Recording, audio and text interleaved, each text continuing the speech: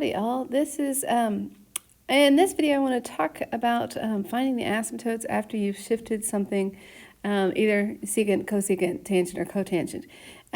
This has been a big struggle for my students for a lot of years. So let's think about this for just a second. So in the past, what I would have said, say you have something like 3 secant of 2x minus pi over 6 plus 5. Okay, there is every possible transformation happening to this graph, and that's a beating. And to be honest with you, the other pre-cal teachers won't let me write something that challenging on the test or the quiz, so you lucked out.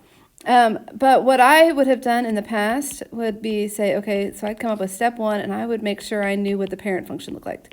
And so with the parent function here, we know that with secant, its asymptotes are at x equals pi over 2 plus pi k, where k is an integer, so we say that k is an element of z. And then my step 2, the way that I like to do this, and not every teacher is the same, but I like to then do my stretches. And so I would then graph this, where now I know that my period, the secant usually has a period of 2 pi, but it's 2 pi over b. So it would now have a period of pi, so it would do everything it needs to do by pi, and then it would have a vertical stretch of 3. And then once I graphed that and I knew what that looked like, then I would come along and do, okay, there was the bell. Then I would come along and do step 3, which would be then, now I can do all of my shifts as well.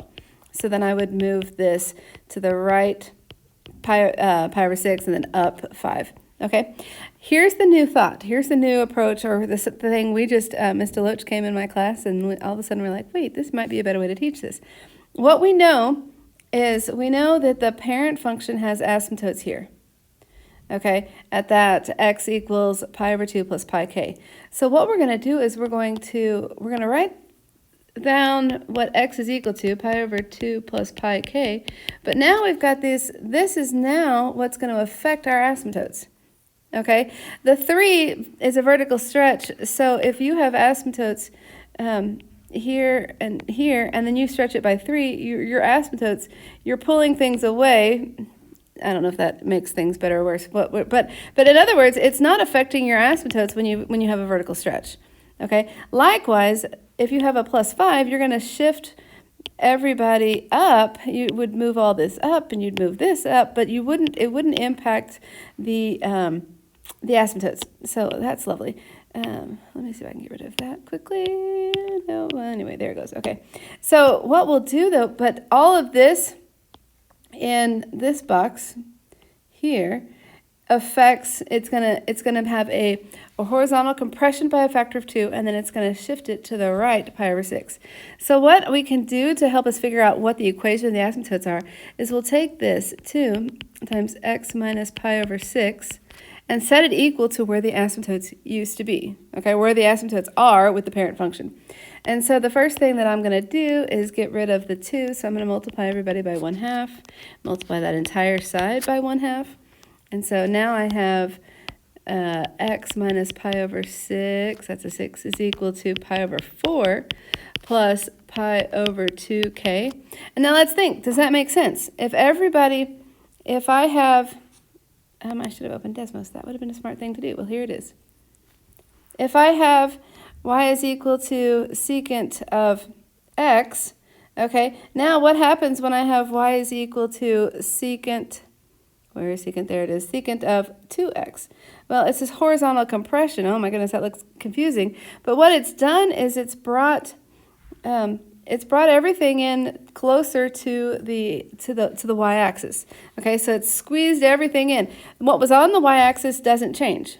Notice that point at 0, 1 is in both of those graphs. So, but everything got pulled into, including the asymptotes got pulled in, but also the distance between the asymptotes got pulled in.